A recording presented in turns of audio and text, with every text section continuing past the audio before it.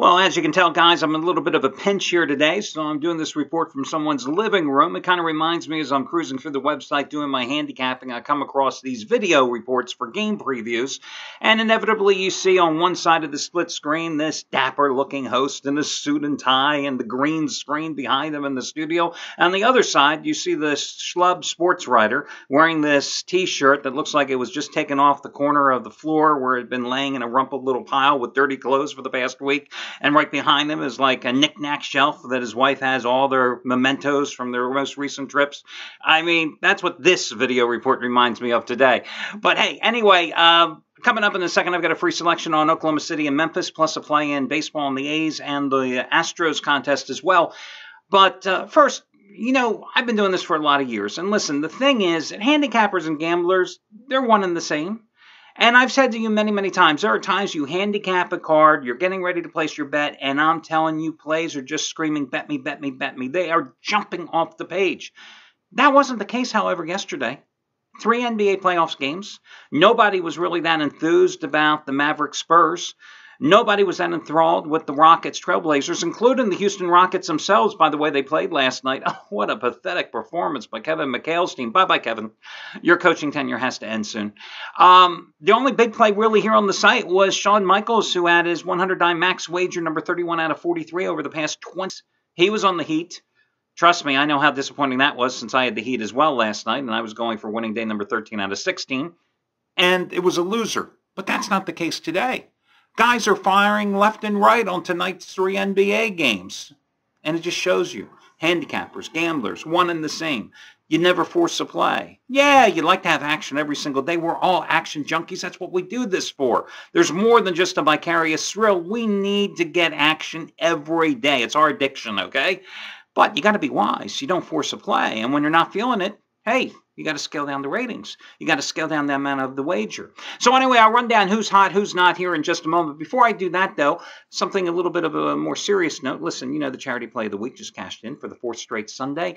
This past Sunday, and for the 32nd time in 52 weeks. In fact, I was the winner for you on Sunday night, giving you the Oakland A's as a run-line winner over the Houston Astros. If you have not yet made a donation, please do so. Scroll down the page here under my video report. When you click on that link and you see that little boy, who is now out of ICU, by the way, so maybe some positive news here for him. When you see that little guy in the hospital bed with all the tubes connected to him, clutching his stuffed animal, it'll break your heart. And hopefully it'll make you dip into your pocketbooks, too. Or if you're not metrosexual, maybe your wallet, you know? I mean, what can I tell you? But listen, last week's Charity Play of the Week, you know, often I don't publicize the fact that we do this. You know, I just like the fact that we do this. That's the bottom line. But often the recipients of the Charity Play of the Week donations will track us down through a website and they send an email to customer service. Well, listen, guys, I've told you many times, there is no community without your help, because together we make this happen. So customer service sent me this email about last week's Charity Play of the Week recipient, a young lady by the name of Amanda who has been hospitalized for a number of months trying to recover, I think it was from encephalitis. Dear Mr. DeMarco, I wanted to thank you for your generous donation and wishes for Amanda. With your help by posting it on your websites, we were able to raise a little over $1,100 for Amanda and her family.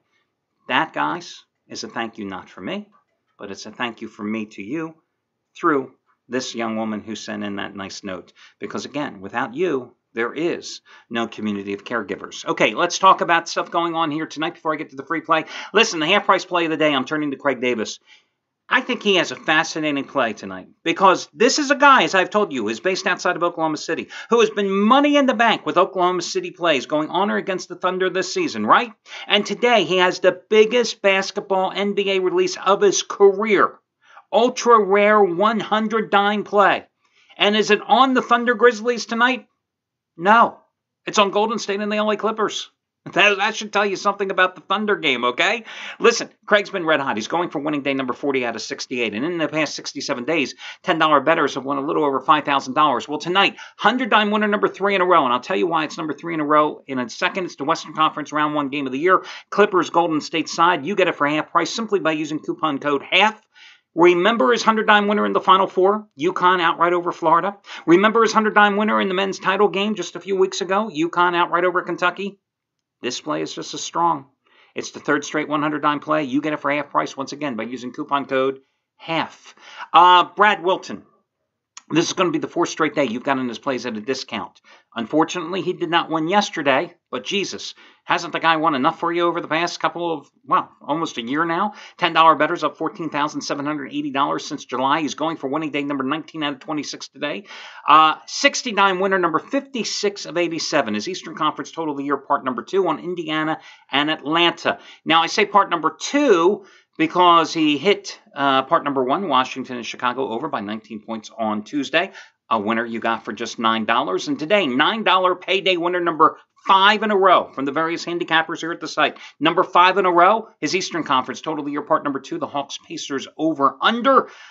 Use coupon code $9, the number 9 and DOLLARS. Put it all together in the space between the number and the name, and you get a play for $9 today from Brad Wilton. FYI, you've gotten 75 of his last 85 plays, rated at 60 dimes, at huge discounted prices over the past 10 months from me here at the site. 777 winner number 5 in a row, guys. We are turning once more to Chris Jordan. Remember, this streak began on Tuesday night when it's the $5 play of the day.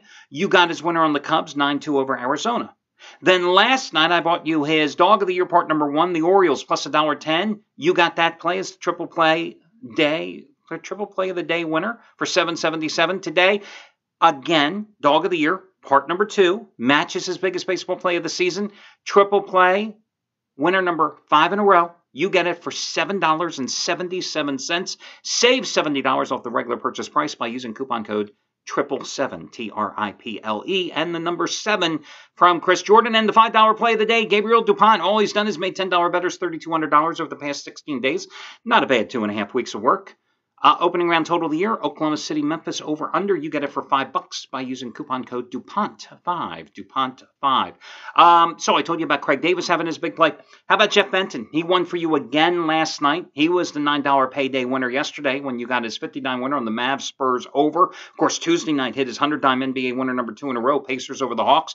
$50 winner tonight, Thunder Grizzlies, as he goes for winning day number 15 out of 16.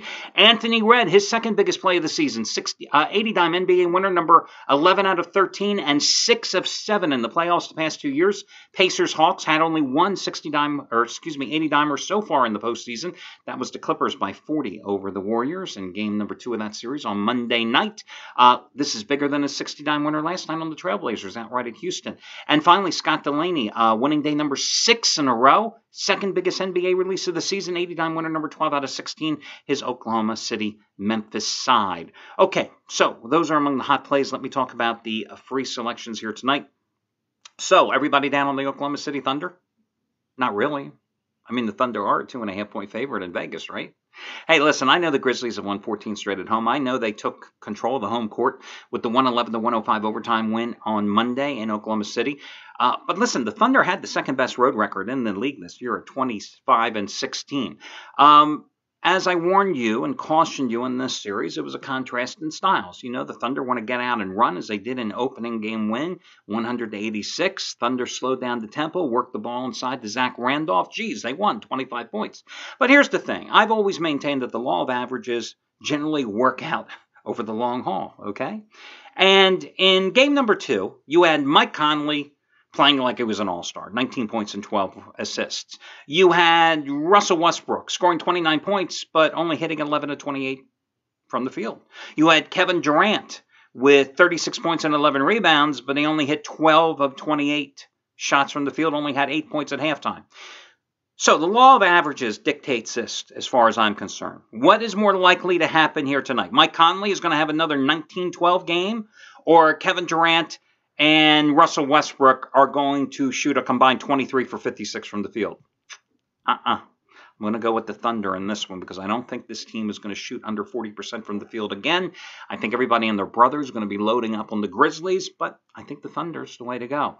Okay, I took Oakland in all 3 games against the Houston Astros when they hosted them last weekend. They were all run-line releases, and the A's won 2 of those 3. The only one they lost was the Saturday matchup, which is a rematch of tonight's game in Houston with Scott Kazmir going for the Oakland A's and Brett Oberholzer going for the Astros. Go ahead, I dare you to say that 3 times quickly.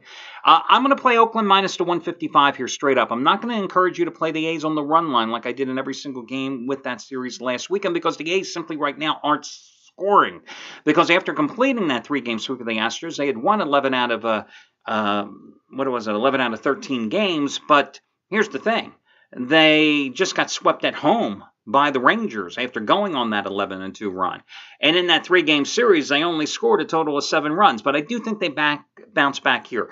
Now, Kazmir pitched well. Gave up 3 runs in that first meeting last Saturday against the Astros. Went 8 innings. That's only the second time he's gone 8 innings since 2009. Because, he's been in and out for years. Looked like his career was over with all types of shoulder and arm problems. Oberholzer pitched effectively. 1 run in 6 innings last Saturday. The problem is the A's rallied for 3 runs in the bottom of the ninth to win that game 4-3. Oakland has simply dominated the Astros. Sure, the Astros closed the 6-game winning streak by taking 2 out of 3 at Seattle. Big deal. They had lost 7 in a row before taking the first 2 games of that 3-game series, and then last night they blew a 9th-inning lead and lost, okay? The A's are 10-2 lifetime at Houston, including 8 out of 9 last year. They've won 23 of 28 games overall in interleague play versus the Stros, and I'm going to go with Oakland. But again, not on the run line. Straight up tonight as your baseball complimentary play. That'll do it, guys. Best of luck to you all, and I will catch you again come Friday.